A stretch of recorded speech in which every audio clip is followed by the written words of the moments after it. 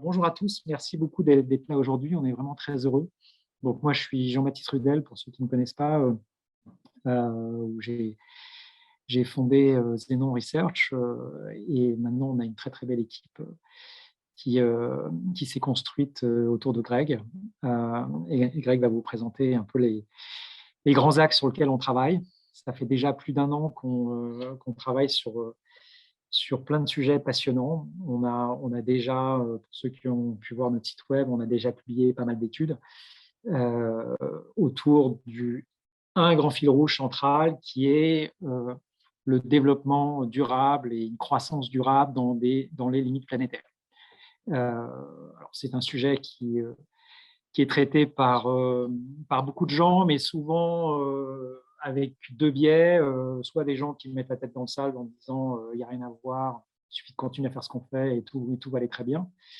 Et la techno va résoudre tous nos problèmes, ce qui est probablement un peu utopiste. Et à l'autre bout du spectre, ce qu'on adore en France, c'est les collapsologues qui nous expliquent qu'on est tous foutus et qu'on ne peut rien faire, ce qui peut être assez paralysant. Nous, on essaye d'avoir une approche pragmatique, équilibrée entre ça, avant tout en se basant sur une approche scientifique. Toute l'équipe a un background scientifique et technologique. Ça, c'est très important parce que l'idée, c'est de dépassionner le débat, de ne pas avoir d'idéologie, pas d'avoir de parti pris ou d'a priori, mais vraiment de décortiquer de manière systématique sur un thème donné la littérature scientifique. Parce qu'en fait, on se rend compte que sur beaucoup de sujets, il y a plein de gens très intelligents qui ont travaillé dessus. C'est juste que souvent, c'est fait de manière qui peut être un peu abscon pour un public non spécialisé. Et donc, l'équipe fait ce remarquable travail de synthèse, de vulgarisation, avec parfois des métamodèles qui vont au-dessus, qui permettent d'avoir un discours qui soit à la fois, encore une fois, très scientifique et qui soit compréhensible et actionnable. Donc, on se base sur le temps long parce qu'en fait, on est sur des phénomènes où il faut être capable de se projeter 10, 20, 50, parfois 100 ans en avant, mais avec l'idée d'avoir des résultats qui soient actionnables et opérationnels et qui puissent prendre des décisions. Parce que l'objectif, c'est qu'à la fois les gens qui s'intéressent au sujet puissent creuser, mais aussi que les gens qui sont décisionnaires ou influenceurs puissent utiliser les publications de Zénon comme une boîte à outils, quoi. Voilà, avec l'idée de pouvoir se réunir régulièrement autour des dialogues de Zénon, qui vont être le fil rouge mensuel où on va pouvoir rentrer dans le dur sur des sujets donnés. Et en parallèle, travailler sur tout un programme de publication sur l'année. Voilà. Donc, encore une fois, merci d'être aussi nombreux sur le sujet. Et voilà, sans transition, je passe la parole à Greg qui va vous présenter tout ça plus en détail. Merci beaucoup. Merci Jean-Baptiste. Alors, je vais partager vite fait mon écran.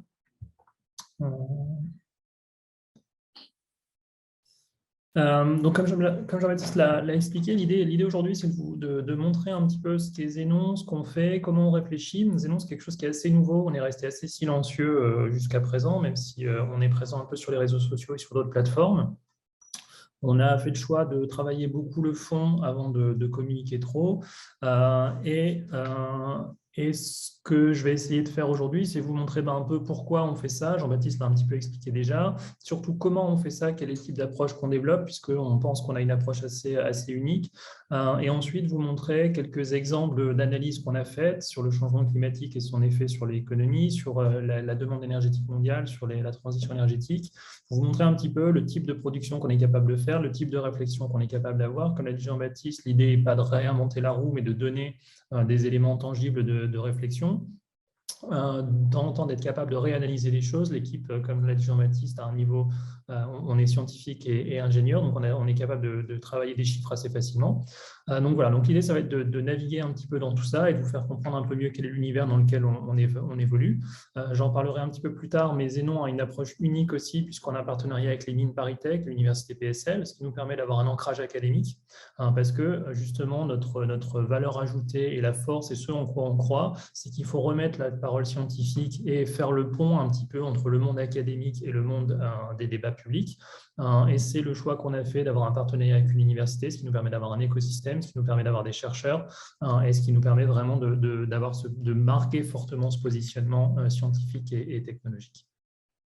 Alors, pourquoi on fait tout ça et comment on se présente? Le but de Zénon, j'en parlerai un petit peu après, c'est déjà de comprendre un petit peu les liens entre énergie et économie, énergie, ressources et économie, et de voir comment tout ça pourrait s'intégrer dans les limites planétaires, comment on développe un système ou un futur qui sera compatible avec les limites planétaires, parce que pour beaucoup d'entre vous, je pense qu'il est assez évident qu'on a pas mal de problèmes. On a des problèmes de changement climatique, de chute de la biodiversité, de flux biochimiques dans la nature.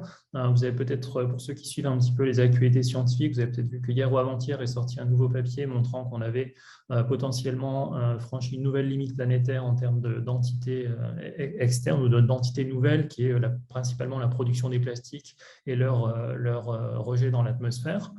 Donc clairement, on est sur un système qui a toujours été basé sur une recherche de croissance, principalement économique, mesurée souvent par un seul indicateur. Et ce modèle fait face à de nombreuses limites qu'il va falloir intégrer. La question, c'est comment on fait pour transformer ce modèle, pour prendre en compte ces limites et pouvoir naviguer à l'intérieur. Alors, on pourrait se dire, on peut d'une parler de changements divers et variés. La première question qu'on se pose, nous, c'est déjà, mais de quoi on parle quand on parle de limites planétaires? Et on en parlera quand on parlera tout à l'heure de ressources. La question, c'est vraiment, quand on va parler de ressources métalliques, de ressources énergétiques, etc., de quoi on parle? Est-ce que les débats sont vraiment au niveau où ils devraient être? Est-ce qu'on parle correctement de ces limites? Est-ce qu'on a vraiment les chiffres corrects pour prendre des décisions? Ce qu'on essaiera à chaque fois de faire, c'est ramener en fait un peu de complexité dans ces débats qui ont toujours souvent tendance à être polarisés, pour bien montrer en fait dans quel espace on peut évoluer. L'un des défis les plus prégnants, évidemment, c'est le changement climatique et le besoin de baisser nos émissions d'une façon très rapide. Ici, je vous montre une courbe de trajectoire d'émissions de CO2 ou de gaz à effet de serre et la trajectoire de baisse des émissions qu'il faudrait suivre pour rester sous un réchauffement climatique sous les 2 degrés. Vous savez que l'accord de Paris, c'est sous les 2 degrés le plus proche possible de 1,5 degré. Ici, c'est un scénario pour 2 degrés. Ce qu'on voit, c'est que les baisses d'émissions sont extrêmement rapides. C'est un scénario ici où on n'a pas de ce qu'on appelle d'émissions négatives. C'est principalement la baisse des émissions nettes. Il faudrait être capable, d'ici 30 ans, de baisser les émissions de gaz à effet de serre d'un facteur 4 pour arriver à la neutralité carbone plus tard dans le siècle, ce qui est un défi extraordinaire, puisqu'en fait, les émissions doivent baisser beaucoup plus rapidement qu'elles ont monté. Ce qui implique une transformation majeure de notre système énergétique. On en parlera un petit peu après, mais notre système énergétique est basé en grande partie sur la combustion de combustibles fossiles, gaz fossile, charbon et pétrole. C'est encore 80% de notre énergie primaire. C'est un système énergétique qui a mis 200 ans à se développer, sur lequel on repose extrêmement fortement et on a une dépendance à ces paramètres, à ces combustibles qui est extrêmement forte. Et l'idée, ça va être, dans les 30 prochaines années au moins, de changer complètement ce système énergétique. La question, c'est comment on le transforme, comment on s'assure qu'il y ait suffisamment d'énergie, d'une, pour les pays qui en ont déjà beaucoup besoin, comme les pays développés, mais aussi qu'on s'assure qu'il y ait suffisamment d'énergie pour des pays qui ont besoin de se développer encore. On estime qu'il y a à peu près 800 millions de personnes dans le monde qui n'ont pas accès à l'électricité. Cette carte vous montre l'ensemble des pays dans le monde et les pays qui n'ont pas accès, ou la proportion des gens dans les pays qui ont accès à ce qu'on appelle des combustibles propres pour la cuisine, donc ils sont capables d'avoir des combustibles qui ne vont pas polluer leur intérieur. Et il y a un très fort besoin de développement dans une grande partie du monde et le développement humain est fortement lié à la quantité d'énergie disponible par personne. Juste une petite statistique qui permet un petit peu de comprendre les inégalités en termes d'énergie. On estime que dans un pays comme le Ghana ou comme l'Éthiopie, un Africain moyen utilise moins d'électricité par an qu'un frigo classique en Europe. Ce qui montre un peu le gap qu'il y a en termes de développement. Et donc, quoi qu'il se passe, il y a un besoin d'énergie propre ou d'énergie qui n'émet pas de CO2 dans une grande partie du monde. Donc, qu'est-ce qu'essaye de faire Zénon là-dedans? Zénon le définit comme un think tank, c'est-à-dire un laboratoire d'idées qui est censé émettre des propositions, faire des analyses. On vise principalement à identifier et analyser ce qu'on appelle les leviers d'action scientifiques, technologiques et économiques qui vont être nécessaires à l'émergence d'un futur qui sera compatible avec les limites planétaires. La façon dont on aime bien décrire nos travaux, c'est de suivre ce qu'on appelle un cône de futur ou un cône de vraisemblance. C'est-à-dire que le futur, pour ceux qui ont fait un petit peu de science, c'est plutôt une distribution de probabilités. C'est-à-dire que le futur va être dans une enveloppe de probabilités entre deux bornes, comme l'a mentionné Jean-Baptiste, entre la partie tout va s'effondrer et la partie on résoudra tous nos problèmes grâce à la technologie. En fait, le futur, il est quelque part là-dedans. Il va naviguer entre ces deux pôles. Ce qu'on essaye de faire, c'est de dire qu'est-ce qui sera possible dans le futur, qu'est-ce qui sera définitivement pas possible. Alors, on ne peut pas prédire le futur, mais on peut au moins définir des stratégies ou des scénarios qui vont se baser sur un cône de possibilités et qui vont pouvoir juger avec un certain niveau de probabilité quelles sont les évolutions possibles. Ce qu'on a à cœur de faire, c'est de bien quantifier les limites de ce cône, puisque ça permet de définir les limites du système, et aussi de regarder avec un œil critique les possibilités technologiques. Les technologies seront utiles dans pas mal de domaines. Par contre, il faut être réaliste sur la vitesse à laquelle une technologie peut se déployer et les perspectives d'utilisation de ces technologies, et aussi prendre en compte le fait que certaines technologies peuvent avoir des effets rebonds. Donc, on est obligé de prendre en compte tout ça si on veut avoir des recommandations qui sont actionnables, mais aussi réalistes. Il ne s'agit pas d'échapper ou de mettre la poussière sous le tapis pour prendre en compte ces choses-là. Donc vraiment, c'est un peu l'idée de Zénon, c'est d'étudier un petit peu ce qui peut se passer, de faire de la prospective, d'essayer de réfléchir à long terme, parce que dès qu'on va parler d'énergie, l'infrastructure énergétique a une durée de vie qui est très longue. Si on construit des nouveaux réacteurs nucléaires, par exemple en France maintenant, on sait que leur durée de vie est de 60 à 80 ans. Donc, ce sont des choix qui nous emmènent sur des échelles de temps très longues. Alors, c'est vrai aussi sur d'autres types d'énergie. Et ce qui veut dire qu'il est nécessaire vraiment de penser à ce qui pourrait se passer à très long terme pour prendre des décisions qui doivent être prises à très court terme. Si on veut construire en France des réacteurs nucléaires ou même développer plus massivement les ENR, c'est des décisions qui doivent être prises très rapidement, mais qui nous engagent sur des durées de temps extrêmement longues. Et c'est vrai dans plein d'autres domaines technologiques, dès qu'on parle d'infrastructures, ce sont des décisions qui sont à très long terme. Si on parle de stratégie industrielle, ce n'est pas en 2 ans, 3 ans qu'on change le tissu industriel d'un pays, ça va être sur des décennies. Et donc, ces choses doivent se faire, soit doivent être prises suffisamment tôt en compte, mais il faut réfléchir suffisamment à long terme. Si on essaie de définir un petit peu les missions de Zénon, parce qu'on a un positionnement, comme je l'ai dit, qui se veut à la frontière entre le monde académique et les débats publics. Donc, notre première mission, ça va être de remettre la parole scientifique au cœur des débats, c'est-à-dire d'informer, d'être capable de synthétiser de la connaissance et de venir éclairer des discussions sur certains sujets structurants pour la société, notamment l'énergie, les ressources ou l'économie, et d'être capable de dire ce que fait tout bon scientifique, d'être capable de dire ce qu'on est capable de conclure, quel est le domaine où il y a un consensus, quel est le domaine où il n'y a pas un consensus, et aussi de dire ce qu'on ne sait pas, puisque si on doit prendre des décisions, c'est important d'être capable de juger quels sont les points qu'on connaît, sur lesquels on est suffisamment certain pour prendre des décisions, mais en même temps de quantifier les incertitudes et les choses qu'on ne connaît pas. Et donc, c'est ce type de méthode ou de réflexion qu'on a à cœur de porter, de vraiment remettre cette méthode scientifique au cœur des décisions. Ce qui implique que les discours sont moins tranchés, on va forcément être moins catégorique sur plein de sujets, puisque la réalité est complexe et qu'il faut prendre en compte cette complexité si on veut prendre des décisions correctes. Comme j'ai dit, notre credo, c'est de penser long terme, c'est-à-dire de ne pas s'arrêter à 2040-2050, puisqu'on espère que l'humanité ira un peu plus loin que ça.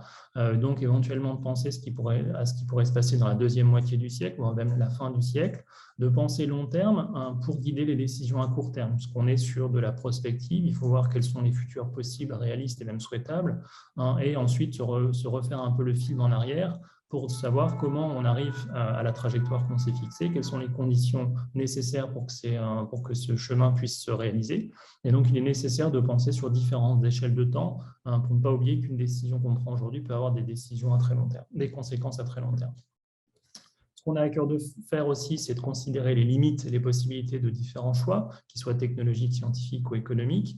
C'est-à-dire qu'il est important à nos yeux de considérer que, par exemple, si on parle d'une technologie, une technologie va offrir des possibilités, mais elle va aussi avoir des limites. Il n'y a pas de solution miracle, malheureusement. Et donc, toute option, qu'elle soit technologique ou économique ou sociétale, aura des possibilités, offrira des possibilités intéressantes, mais aussi des limites. Et il est important, on pense, de considérer ces limites parce qu'elles peuvent, dans certains cas, être des limites dures qui vont s'imposer au système. Comme j'ai dit, on a aussi une mission de vulgarisation ou de synthèse de littérature. On n'est pas là forcément pour réinventer la roue, mais pour donner des clés de lecture. Le monde, il est ni noir ni blanc, il est relativement complexe sur plein de domaines. Et ce qu'on a à cœur de faire, c'est justement de donner des clés de lecture pour reconsidérer cette complexité, pour être capable de dire oui, effectivement, les choses sont peut-être compliquées, mais voilà comment on peut vous aider sur des critères simples, d'une façon simple, à lire cette complexité, à la prendre en compte dans vos décisions. Et enfin, une vision un peu optimiste, c'est-à-dire qu'on a une vision orientée solution, pas dans le sens nécessairement solutionnisme, mais d'essayer de proposer des leviers d'action pour un futur qui soit réaliste, puisqu'il prend en compte les limites et les possibilités, mais aussi souhaitable, quelque chose vers lequel on aurait envie d'évoluer.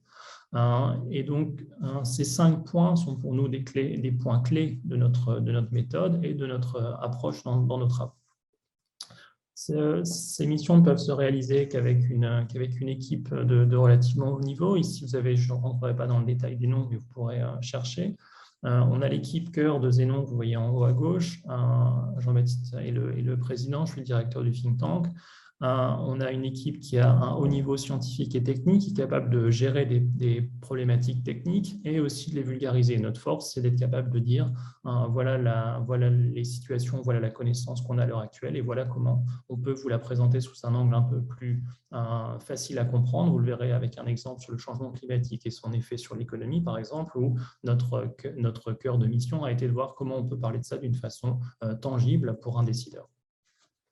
On a à cœur, comme j'ai dit, d'avoir une méthode scientifique. Ça impose d'aller confronter ces idées et de les faire vérifier. C'est-à-dire qu'il ne s'agit pas juste de se contenter nous-mêmes de ce qu'on est capable de faire et d'être content nous-mêmes de ce qu'on est capable de faire. C'est aussi d'aller se faire challenger par différents types d'audience. On a un conseil scientifique qui présente un mix intéressant de personnes du monde académique, personnes du monde industriel, de personnes du monde économique, pour justement à la fois nous guider nos travaux, guider nos réflexions, nous donner des inspirations, nous mettre en contact avec des gens intéressants, mais aussi de temps en temps challenger un peu les résultats qu'on peut sortir, nous faire réfléchir différemment et nous mener parfois la vie dure.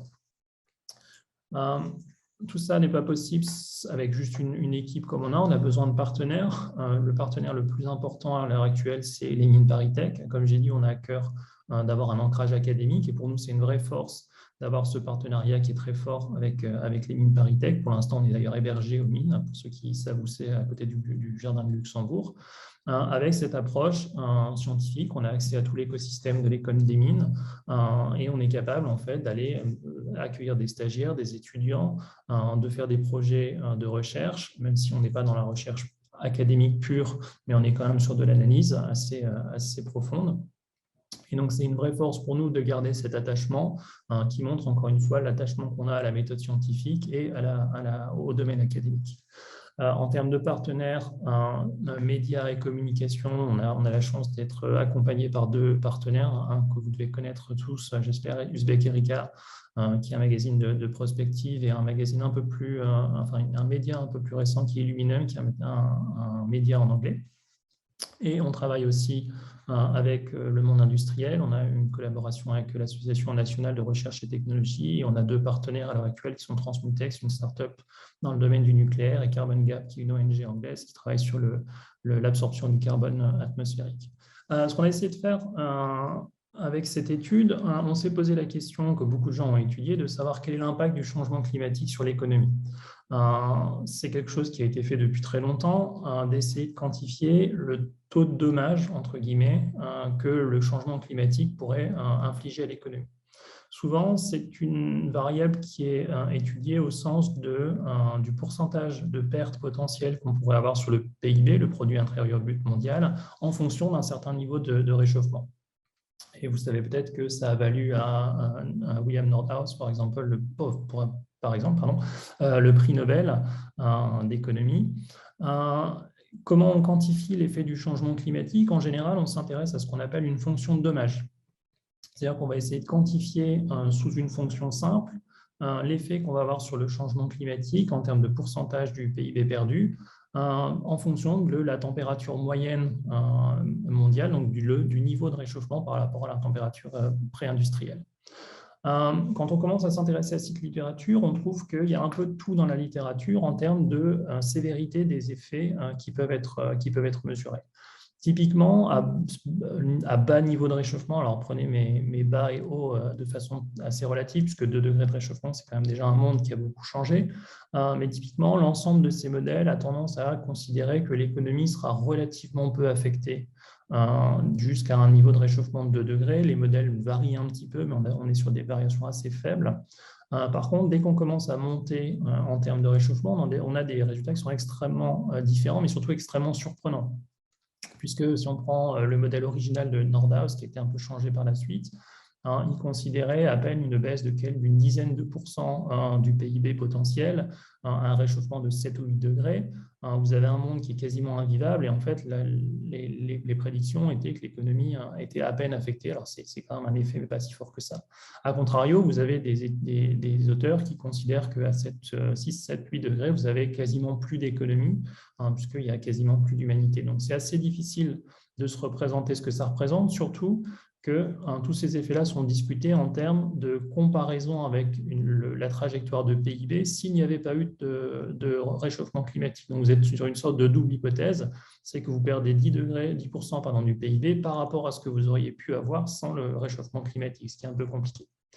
Une autre difficulté avec certains de ces modèles, c'est qu'ils considèrent que quoi qu'il se passe, l'économie continuera à croître. Il y a une étude assez intéressante qui a joué avec ces différents modèles en impliquant différents types de niveaux de dommages sur l'économie, en allant même assez fort en termes de dommages potentiels.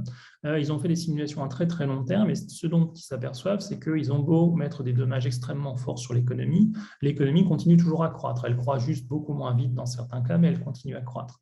Ce qui est un problème, puisque si on pousse la logique un petit peu à l'extrême dans ce type de raisonnement, si vous considérez que vous avez potentiellement une économie qui aura grossi d'un facteur 35 d'ici 200 ans sans changement climatique, mais qu'avec changement climatique à un niveau de 2,5 degrés, vous avez une économie qui a cru seulement d'un facteur 30. Alors on peut se dire c'est une grosse perte, mais en même temps, dans tous les cas, vous êtes sur une économie qui a cru de façon assez sensible, et donc on pourrait se dire c'est peut-être pas un si gros problème. Et c'est une critique qui a souvent été faite à ce type de modèle, de dire que ça a tendance à réduire l'impact perçu par les gens et à diminuer l'action entreprise. Et donc, il y a une sorte de croissance endogène dans ces différents modèles qui est un petit peu surprenante, puisqu'on pourrait s'attendre à ce qu'à partir d'un certain moment, l'économie ne peut plus simplement croître et qu'on doit arriver soit à une stagnation, soit à une décroissance, une récession économique, parce qu'il y a simplement trop de dommages qui est infligé par le changement climatique. Et c'est justement ce qu'on a voulu faire parce qu'on trouvait ça un peu plus intéressant comme paramètre de s'intéresser au taux de croissance, puisqu'après tout, c'est ce que les politiques utilisent le plus. On parle généralement au taux de croissance de l'économie d'une année sur l'autre, ou en taux de récession si les choses se passent mal. On s'intéresse assez peu au niveau global du PIB et encore moins à la valeur absolue. C'est-à-dire que si on dit que le changement climatique pourrait coûter 100 000 milliards de dollars, ça parle à assez peu de gens.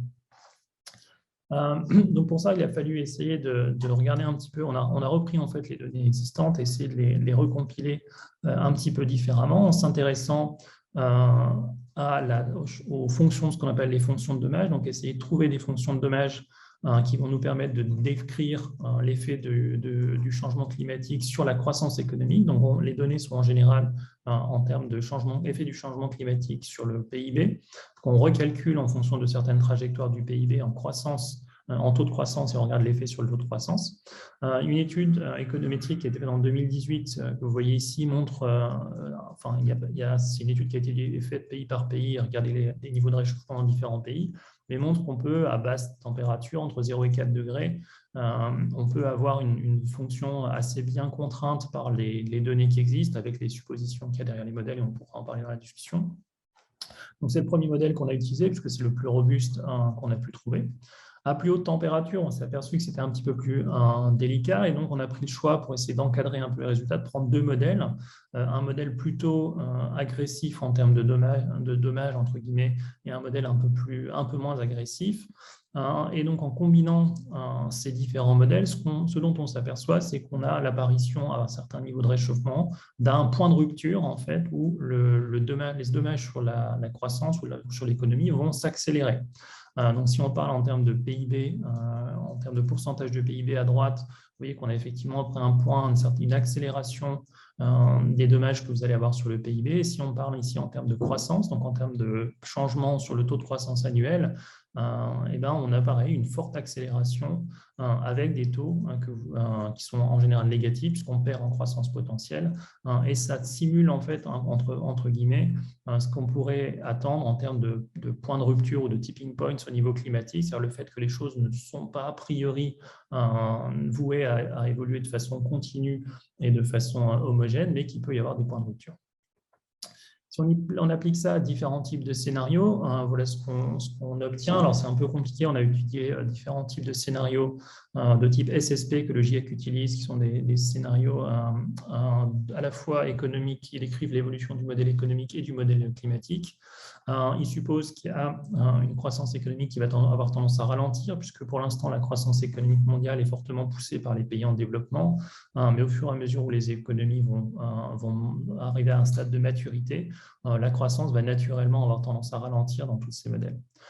Si on regarde maintenant l'effet de nos modèles, alors à basse température, les courbes vous ne pouvez pas les distinguer, le vert et le bleu sont les mêmes. Ce qu'on voit, c'est que le taux de croissance potentiel est légèrement plus faible si on applique notre modèle de dommages, ce à quoi on s'attend. Mais surtout, les effets grossissent avec le réchauffement. Si on prend le modèle middle of the road, un modèle de type SSP4, pour un réchauffement de 2 degrés, on va avoir un taux de croissance potentiel divisé par 2, donc potentiellement une croissance 2 fois moins rapide. Si maintenant on pousse le modèle à des niveaux de réchauffement plus élevés, ce dont on s'aperçoit, c'est qu'on a l'apparition de points de rupture qui font que le taux de croissance devient négatif. Alors, ce n'est pas une prédiction, ça apparaît entre 3 et 4 degrés selon les hypothèses et le modèle. Mais ce qu'on voit, c'est qu'à partir de ce moment-là, ce type de modèle vous dit là, il n'y a plus de croissance économique, le PIB décroît structurellement, il y a trop de dommages qui s'accumulent sur l'économie. Alors, il ne s'agit pas de dire que c'est une prédiction, mais pour nous, c'est un critère intéressant pour dire si vous voulez maintenir de la croissance économique et la maximiser, vous avez tout intérêt à agir le plus rapidement possible sur le changement climatique, puisque structurellement, quand on regarde les données, le taux de croissance potentiel diminue avec le niveau de changement climatique. Donc, ça permet d'avoir une réanalyse de ce qui existe déjà et d'avoir un critère simple qui permet de parler d'un problème qui est à la base assez compliqué. L'autre question qu'on s'est posée, dans le même genre d'étude un peu prospective, c'est quelle pourrait être la demande énergétique mondiale à long terme. Pourquoi se poser cette question-là? C'est que, comme j'ai dit au tout début, les pays en développement auront besoin beaucoup d'énergie pour se développer. Les pays développés utilisent déjà beaucoup d'énergie. La question, c'est jusqu'où cette demande pourrait aller. Et ensuite, la question qu'on se posera plus tard, c'est est-ce qu'on est capable de répondre à cette demande et avec quels moyens de production? Alors, pourquoi se poser cette question-là? C'est que si on regarde l'historique de la demande énergétique mondiale, on a une courbe qui ne fait que monter depuis les années 1800, mais de façon plus marquée depuis 1900-1950. On a une sorte de belle, alors ça ressemble à une exponentielle jusqu'à 1970, et après c'est un petit peu plus linéaire, mais on a une courbe qui est en croissance constante, avec quasiment aucun signe de ralentissement sur 200 ans, quelques petits accidents ici ou là en cas de crise économique ou de guerre, mais globalement une demande énergétique qui augmente vraiment extrêmement fort. Quand on voit ce genre de courbe, on peut vraiment se poser la question jusqu'où on peut aller, jusqu'où cette demande est censée, est potentiellement en augmentation, puisque si on continue juste la tendance comme ça, on peut arriver assez rapidement à un doublement de la demande énergétique mondiale, ce qui représente des quantités d'énergie assez phénoménales. D'autant plus que si on regarde la portion des énergies fossiles, donc charbon, gaz et pétrole qu'on utilise, depuis 1970, on est à peu près à 80% d'énergie fossile dans notre mix énergétique. Et donc, à chaque fois, depuis 50 ans, quand la demande énergétique mondiale augmente, c'est principalement l'utilisation de combustibles fossiles qui augmente. Ce qu'on peut regarder d'ailleurs, c'est que si on regarde l'évolution de la demande de la part des énergies fossiles dans le mix énergétique primaire depuis 1800. Elle a augmenté continuellement et assez rapidement jusqu'à 1910-1914. Deux effets à ce moment-là, le pic de charbon en Angleterre et la Première Guerre mondiale. Ensuite, on a une période où ça a augmenté un peu moins vite. Ça a repris dans les années 50 pour plafonner depuis une cinquantaine d'années, à peu près 80% d'énergie de fossiles dans notre mix énergétique. Si on regarde maintenant du côté de l'économie, ce dont on s'aperçoit, c'est que l'économie, elle croît encore plus vite. Je vous montrerai après comment on peut représenter ça, mais l'économie en termes de produit intérieur brut, donc de valeur créée, augmente d'une façon assez rapide depuis 200 ans et quasiment de façon continue. Et là aussi, on n'a pas forcément de signe de ralentissement pour l'instant. On sait, pas mal de papiers parlent de limite potentielle à la croissance économique, mais en s'intéressant beaucoup moins à quelle est la limite qu'il pourrait y avoir à la demande énergétique. Si on essaie de regarder comment les deux évoluent, comment la demande énergétique mondiale évolue en fonction du PIB mondial ou inversement, ce dont on s'aperçoit, si on prend des données depuis assez loin historiquement, jusqu'à 1850, on a des données assez fiables. On a une proportionnalité quasiment parfaite entre 1850 et 1970 entre l'économie mondiale et la demande énergétique. Donc, les deux étaient extrêmement corrélés et vous aviez une proportionnalité quasi parfaite entre les deux. À chaque fois que vous aviez plus d'énergie, il y avait plus de PIB, ou inversement, plus vous aviez de PIB, plus vous utilisiez d'énergie. Il faut être un peu prudent quand on parle de…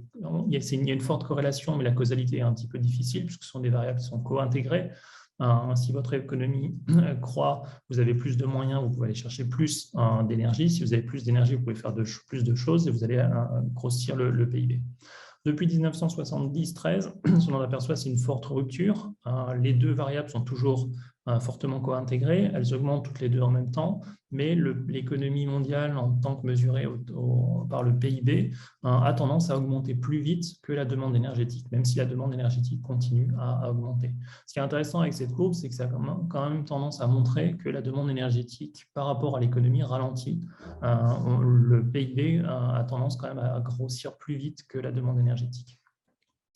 Alors ça, c'est des valeurs qui sont montrées au niveau mondial, c'est-à-dire que c'est une agrégation de tout ce qui se passe au niveau mondial, ce qui est un petit peu trompeur sur certains aspects, puisque les dynamiques par pays sont assez différentes. Les pays comme l'Angleterre ou la France sont développés beaucoup plus tôt qu'un pays comme la Chine. Donc, il est intéressant d'essayer de voir s'il n'y a pas des tendances qu'on peut distinguer dans certains pays et regarder comment ces tendances pourraient s'agréger. Donc juste quelques exemples pour aller assez rapidement. Ici, l'histoire énergétique du Royaume-Uni depuis 1850 jusqu'à maintenant, qui est assez intéressante parce on pourrait y passer des heures, mais on a une forte augmentation de la demande énergétique jusqu'à peu près dans les années 2000, et on en parlera après, où la demande a commencé à plafonner, voire à diminuer. Ce qu'on remarque, il y a des gros pics, notamment dans les années 1920, principalement par les grandes grèves dans les mines de charbon. Ce qui est assez intéressant, c'est que ça se voit très fort dans la demande énergétique, qui a ensuite rebondi pour continuer à augmenter. Si on essaie maintenant de s'intéresser pour un pays… Alors, pourquoi commencer par l'Angleterre? Parce que c'est le pays qui a connu le premier sa révolution industrielle, donc c'est le pays pour lequel on a le plus de données historiques, et donc on est capable de regarder les tendances historiques sur des données assez longues. Si on s'intéresse au lien entre économie et énergie pour un pays comme l'Angleterre, on retrouve cette proportionnalité entre énergie et PIB pendant une certaine période, jusqu'à peu près 1910 en Angleterre. Et ensuite, on a une corrélation qui est bien moins forte, et on a une sorte, surtout ce qui est assez intéressant, c'est que depuis les années 70, la demande énergétique en Angleterre a tendance à plutôt plafonner, voire même à diminuer. L'économie ou le pays n'a plus besoin plus d'énergie au fur et à mesure du temps. Et ça, c'est une tendance qu'on va retrouver dans plein de pays. Si on regarde ici rapidement les États-Unis, on a aussi une demande énergétique qui va croître très fortement. Et pareil, à partir des années 2006, on va commencer à avoir une saturation de la demande énergétique, voire une légère baisse. Si on regarde encore une fois en termes de relation entre l'économie et l'énergie, on va retrouver la même chose, sauf que cette fois-ci, la rupture va apparaître plus tard. Jusque 1979 à peu près, donc deuxième choc pétrolier, on va avoir une bonne corrélation, une bonne proportionnalité entre l'énergie consommée et la taille de l'économie. Et on va avoir un décrochage et une évolution bien différente ensuite entre 1970 et 2000, où on va avoir un pic de la demande énergétique, hein, et depuis une longue stagnation avec certaines variations dues aux crises économiques, mais on reste sur un plateau qui est assez long. Et enfin, si on regarde un pays qui est la France, eh ben, on observe la même tendance, c'est-à-dire une demande énergétique qui augmente assez fortement dans l'histoire et qui, depuis les années 2000, a tendance à diminuer sans montrer de signes de reprise. Si on regarde pareil la relation entre économie et énergie, on trouve la même similarité, une très forte proportionnalité, enfin une bonne proportionnalité entre ces deux variables entre jusqu'à 1979 à peu près. Alors l'année, ça dépend un peu comment on fait la régression. Et ensuite, on commence à avoir une phase de plateau et une économie qui continue à croître alors que la demande énergétique diminue. Si on regarde un grand ensemble de pays, ce qu'on s'est amusé à faire, alors il faut normaliser un peu les valeurs selon le pic pour être sûr de pouvoir tout voir, mais on remarque en fait une sorte d'universalité dans l'évolution entre PIB par habitant, dans ce cas-là, et énergie par habitant. On a normalisé par habitant, c'est plus facile à remarquer. Une proportionnalité entre les deux valeurs sur une certaine échelle de temps, jusqu'à un PIB par habitant d'à peu près 30 000, 25 000, 30 000 dollars par habitant. Et ensuite, une évolution qui est complètement différente, avec une demande énergétique qui a tendance à se stabiliser, voire même à diminuer. Il faut faire attention à prendre en compte les crises économiques, etc. Mais grosso modo, l'économie continue à croître alors que la demande énergétique, elle, n'augmente plus. Ce qui est intéressant aussi, c'est qu'on remarque qu'en fait, les pays en voie de développement suivent la même trajectoire. Sur les pays en développement, leur PIB par habitant est évidemment plus faible, mais ils ont aussi une bonne proportionnalité entre leur énergie par habitant et leur PIB par habitant. Alors, la première chose qui vient en tête quand on pense à ce genre de choses, c'est oui, mais les pays développés ont exporté, ont délocalisé une grande partie de leur industrie. Et donc, peut-être que ce qui se passe, c'est simplement qu'on utilise plus d'énergie, mais dans d'autres pays. Si on fait fabriquer des choses en Chine, au Vietnam ou ailleurs, c'est une consommation énergétique qui n'est pas comptée dans la consommation nationale. Et donc, on pourrait se dire peut-être que cette diminution ou cette stagnation de la demande énergétique est simplement de l'offshoring ou de la délocalisation, et ce n'est pas un effet qui est réel d'un point de vue physique. Prendre en compte ça implique de s'intéresser à ce qu'on appelle l'énergie grise, c'est-à-dire l'ensemble de l'énergie qui est nécessaire pour fabriquer des objets. Et il faut réintégrer ça ensuite dans le bilan énergétique des pays pour calculer ce qu'on appelle l'emprise énergétique, qui est l'équivalent en énergie de l'empreinte carbone. Si je veux mesurer les émissions de CO2 en France, je peux prendre les émissions sur les territoires, les émissions territoriales, mais c'est qu'une partie des émissions d'un Français, puisque une grande partie des objets qu'on achète sont fabriqués à l'étranger. Il faut recalculer combien d'énergie, combien de CO2 a été nécessaire pour produire les objets qu'on fabrique et qu'on réimporte. L'emprise énergétique, alors le nom est différent, mais l'emprise énergétique, c'est exactement le même concept. On va compter l'énergie qui est consommée sur le territoire, réintégrer l'énergie qui a servi à fabriquer les objets, donc qui a servi, à récupérer les matériaux, à les transformer, à fabriquer les objets, à transporter les objets et éventuellement, quand ils sont recyclés, à recycler ces objets. La dernière partie qui restera sera l'énergie d'utilisation, l'énergie que vous allez utiliser quand vous utilisez ces objets, et cela compte dans le bilan national. Donc, si on s'intéresse à ça et qu'on regarde en fait l'emprise énergétique des pays, cette fois-ci, on corrige pour tout ce qui est exportation et importation, et on a une vraie image de l'usage énergétique d'un pays dans son ensemble. Alors, pourquoi c'est important? Si on prend un pays comme la France, l'emprise énergétique est environ 20-25% plus élevée que la consommation énergétique nationale. Si on regarde les statistiques de demande énergétique en France, en fait, 20 à 25%, il faut acheter 20 à 25% pour avoir vraiment l'emprise énergétique, ce qui montre que la partie des importations, l'énergie qu'on importe sous forme d'énergie grise, est assez importante. Au niveau d'un ménage, on estimait en 2012, c'est une étude de l'INSEE, parce que des études qui sont assez compliquées à faire, donc il n'y a pas forcément des données très, très récentes. Mais en 2012, on estimait que l'énergie grise représentait 75% de l'énergie utilisée par les ménages. Donc, à notre niveau de citoyen, c'est une partie énorme de l'énergie qu'on utilise par le fait qu'on utilise des biens qui sont fabriqués à différents endroits.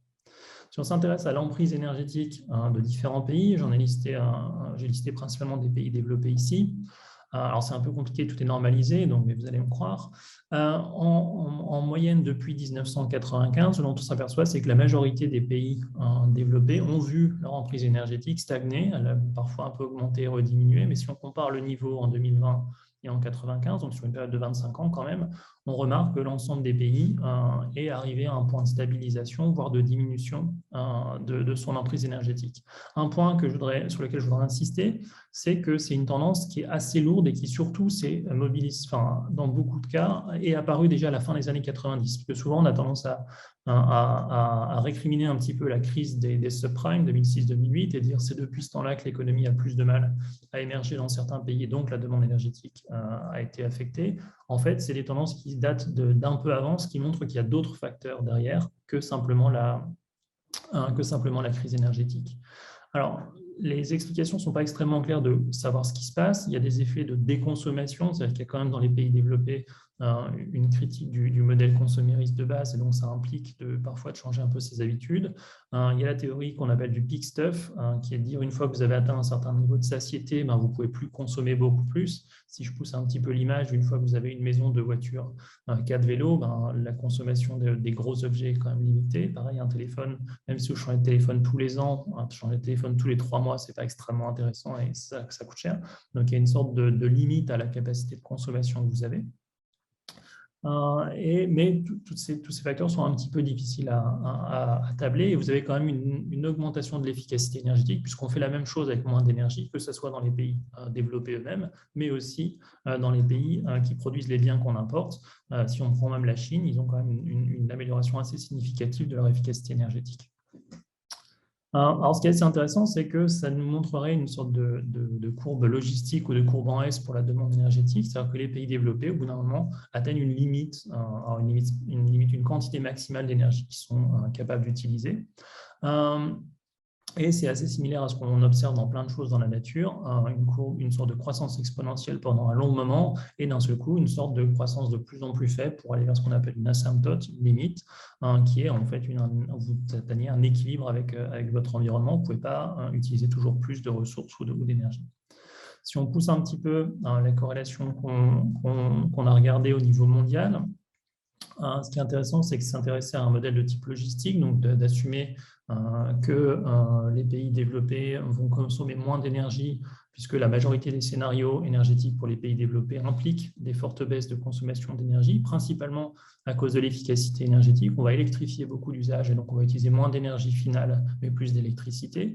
Si on prend en compte que les pays développés vont avoir tendance à suivre cette trajectoire, que les pays en développement ont, eux, besoin d'être sur une forte croissance qui sera a priori plutôt exponentielle, mais qu'eux aussi, à un terme, devraient arriver à ce type d'équilibre, on obtient ce type de courbe en jaune qui montre en fait les prévisions que vous pourriez avoir avec un modèle logistique tombent assez bien avec les modèles de type IEA, Agence internationale de l'énergie, ou les modèles utilisés par le GIEC qui montrent que la demande énergétique va certes augmenter, mais avoir tendance à ralentir assez fortement vers la fin du siècle. C'est aussi le moment où la population mondiale est censée atteindre un pic. Et donc, ça pourrait montrer qu'il n'est pas nécessaire de penser nécessairement en termes de croissance constante de la demande énergétique, mais qu'on pourrait arriver à un moment ou à un autre à quelque chose qui ressemblerait à une asymptote. Ce qui pose ensuite la question du lien entre énergie et économie, parce que je l'ai dit jusqu'à présent, on n'a pas de forte baisse de la demande énergétique et en même temps une forte croissance économique. Et ça pose la question de savoir jusqu'où on peut augmenter le PIB en utilisant moins d'énergie. Il y a forcément une limite physique. Toute action requiert une certaine quantité minimum d'énergie sous laquelle on ne peut pas descendre. Et donc la question qui est assez intéressante et qu'on creusera cette année, c'est de savoir jusqu'où on peut améliorer l'efficacité énergétique ou l'intensité énergétique de l'économie et jusqu'où on peut diminuer la quantité d'énergie pour une action donnée, ce qui devrait donner une sorte de limite dure de ce qu'il est capable de faire en termes d'efficacité de procédé. Voilà. Une dernière petite étude qu'on a publiée récemment, c'est de se poser la question de la fin des combustibles fossiles qui tarde à arriver, mais qui en principe doit nous voir, la transition énergétique doit nous voir nous passer d'énergie fossile assez rapidement dans les 30 prochaines années pour arriver à des niveaux d'utilisation extrêmement faibles, ce qui effectivement n'est pas ce qu'on observe pour l'instant. Et ce qu'on a voulu mettre en avant dans cette synthèse, c'est de recadrer un petit peu le débat entre le pic de production de pétrole qui pourrait être atteint un jour ou l'autre, ou qui sera atteint un jour ou l'autre parce que les quantités de pétrole sont finies ou les quantités de charbon et les quantités de gaz sont finies. Donc il y a forcément un moment où on atteindra un pic en termes de réserve. Mais il y a un grand débat dans ces discussions entre savoir est-ce que c'est le pic de l'offre qui va arriver en premier ou le pic de la demande, puisqu'on est censé utiliser moins de combustibles fossiles. À un moment donné, l'offre doit commencer à demander. Ce qui est assez intéressant et qu'on sent tous un peu en ce moment, c'est que la question n'est pas tant de savoir s'il y a assez de combustibles fossiles ou pas. Il y en a énormément dans le sol et certainement beaucoup trop d'un point de vue climatique. C'est plus la question de comment on gère la transition, puisqu'il faut diminuer les investissements dans la production, mais en même temps diminuer au même rythme plus ou moins la demande. Sinon, on se trouve soit sur des effets de ciseaux, puisque la demande ne baisse pas et la production, elle, va avoir tendance à baisser. Structurellement, on sait que les investissements dans les énergies fossiles ont tendance à diminuer, même si pas suffisamment vite. Par contre, la demande, elle, traîne à baisser. Et donc, on peut avoir soit un problème de demande trop forte et d'offres insuffisantes, parce que les investissements sont trop faibles, notamment parce que les alternatives bas carbone ne sont pas développées suffisamment vite. Et donc, le but de cette note était de dire qu'il fallait avoir un pilotage assez fort et malin, où si on baisse trop vite la production d'énergie fossile, malheureusement, ça crée des effets ciseaux assez forts dans l'économie. Et si on ne les baisse pas assez vite, et que la demande, elle, diminue, on peut avoir une situation où le pétrole ou le charbon deviennent beaucoup trop peu chers parce qu'il y en a trop sur le marché, et on peut avoir le risque d'effet rebond. Et donc, il y a besoin de piloter ces baisses en même temps d'une façon assez intelligente pour éviter les effets rebonds. Et juste maintenant, quelques minutes pour vous montrer un petit peu les travaux qu'on va faire en 2022. Certains ont déjà été bien étudiés, vous montrer un peu le type de réflexion qu'on va pouvoir avoir. La première étude qui sortira début février pour ceux qui sont intéressés s'intéresse aux métaux. La transition énergétique va nous voir passer d'un système où on va être basé sur la combustion de combustibles fossiles à un système qui va dépendre énormément de métaux.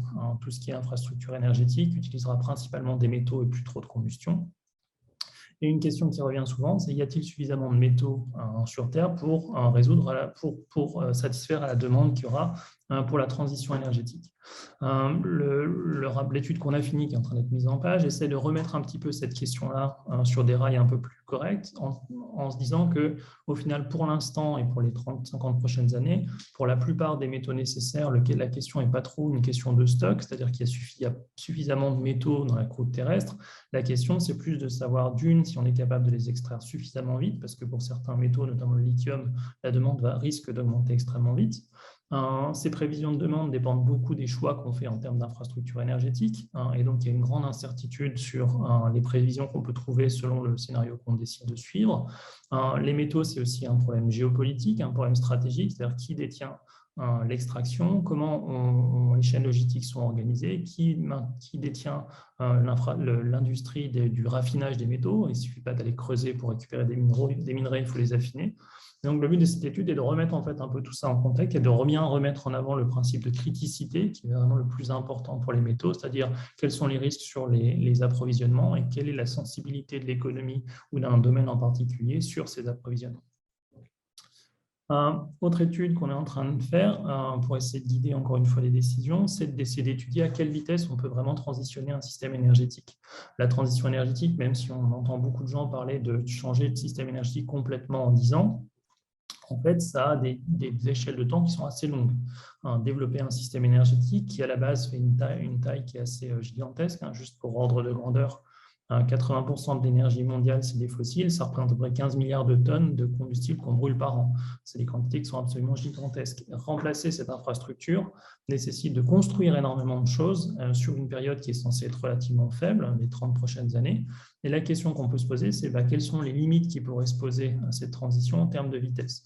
On est donc en train de terminer une étude qui regarde un peu qu'est-ce qui définit la vitesse à laquelle on peut déployer une infrastructure énergétique, pas forcément seulement en termes de construction, à quelle vitesse on construit les choses, mais aussi à quelle vitesse on les raccorde au réseau, à quelle vitesse on peut modifier ce réseau, à quelle vitesse on forme les gens et on forme une industrie, parce que pour certaines de ces technologies, c'est une industrie qui est en phase de formation, quel coût ça peut avoir et quels sont les facteurs qu'on peut mettre en avant pour accélérer le déploiement dans certains cas, et comment on peut identifier les limites qui pourraient se poser. Ce qui permettra d'identifier en fait un peu le pragmatisme derrière certains scénarios de transition et de proposer un outil permettant d'évaluer certaines propositions. Si Joe Biden vous dit que les États-Unis seront à 100% en électricité bas carbone d'ici 2035, on peut assez facilement regarder ce que ça donne par rapport aux données historiques et regarder quels sont les potentiels d'accélération qui pourraient exister. Autre question auquel on s'intéresse, qui revient souvent dans les débats sur l'énergie, dès qu'on parle d'énergie renouvelable en termes de solaire et de photovoltaïque, c'est de savoir est-ce que d'un point de vue énergétique, c'est rentable de mettre une éolienne ou un panneau solaire. Un panneau solaire à construire, ça nécessite une certaine quantité d'énergie. C'est des processus qui sont assez énergivores. Et parfois, on entend parler de ce qu'on appelle le taux de retour énergétique, c'est-à-dire combien d'énergie on peut produire sur la durée de vie d'un panneau solaire, d'une éolienne ou même d'un réacteur nucléaire, et combien d'énergie il a fallu pour les construire. Et souvent, une hypothèse qui est mise en avant, c'est qu'une éolienne ou un panneau solaire, ça ne rapporte pas suffisamment d'énergie par rapport à ce que ça a demandé en termes d'investissement. Et souvent, malheureusement, les gens ont tendance à utiliser des données un petit peu anciennes là-dessus, alors qu'il y a eu un progrès technologique assez marqué sur ces technologies. Et donc, ce qu'on essaie de regarder, c'est est-ce que cet indicateur est vraiment pertinent? Est-ce que c'est intéressant de s'intéresser au taux de retour énergétique? Est-ce qu'il n'y a pas des facteurs derrière qui sont plus intéressants, comme la quantité d'énergie nette qui est disponible en système économique, voire même le coût économique en termes de portion du PIB que vous investissez dans l'infrastructure énergétique? Et enfin, dernier point, puisque c'est une technologie qui est souvent mentionnée et pour laquelle j'ai travaillé pendant un petit moment, il se passe énormément de choses dans le domaine de la fusion nucléaire en ce moment, notamment l'émergence de startups qui sont assez fortement financées. En 2021, il y a eu plus de 4 milliards d'euros d'investissement privé dans des startups de la fusion nucléaire. Et on s'est aperçu, en fait, puisqu'on nous a posé plein de fois la question, qu'il n'y avait pas de synthèse ou de présentation claire de ce qui se passe en ce moment, pourquoi différentes startups émergent, pourquoi certains pensent pouvoir aller plus vite qu'un projet comme ITER ou comme d'autres types de projets. Donc, on est en train de faire une analyse assez approfondie des différentes propositions qui sont sur la table, pas trop pour juger, plus pour donner des clés de lecture et pour comprendre qu'est-ce qui se passe dans ce domaine qui potentiellement peut avoir un impact assez important sur le système énergétique, tout en prenant en compte que la fusion nucléaire n'arrivera que dans la deuxième moitié du siècle, quoi qu'on fasse, enfin du moins à l'échelle, et que donc il est important de regarder encore une fois à long terme et de ne pas s'emballer trop vite sur des développements technologiques qui ont lieu à l'heure actuelle, puisque, encore une fois, avoir un réacteur de fusion, c'est intéressant, mais au niveau mondial, ça ne change pas grand-chose à l'équation. Il va falloir en construire au moins des milliers si on veut avoir un fort impact. Voilà. J'espère pouvoir vous avoir donné un bon aperçu de ce qu'on fait à Zénon.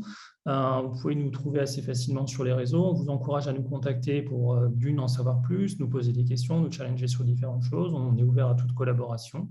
Et puis, on sera content de discuter avec vous pour les questions à l'heure actuelle. Merci.